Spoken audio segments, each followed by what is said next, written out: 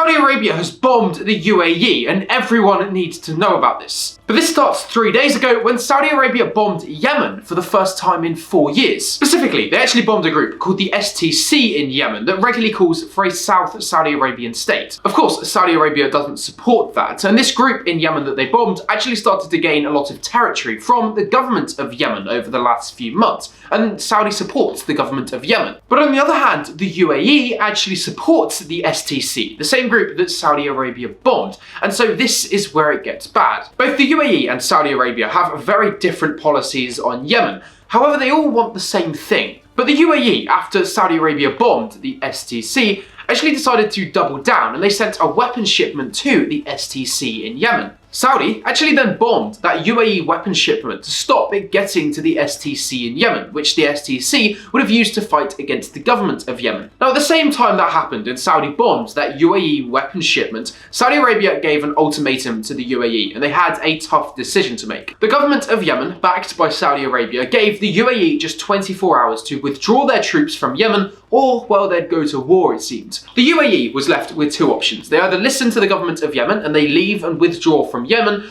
or they double down again and support the STC, which would have resulted in a war. The UAE actually chose the first option, and about 6 hours after the ultimatum was issued, the UAE withdrew from Yemen. Because of this, relations between Saudi and the UAE have gotten a lot worse over the last few days, as you'd completely expect. But luckily, it doesn't seem like war is on the horizon now, because the UAE has decided to withdraw from Yemen. I spent a long time reading about this to try and figure out exactly what happened, which is why you should leave me a follow for the best global news out there.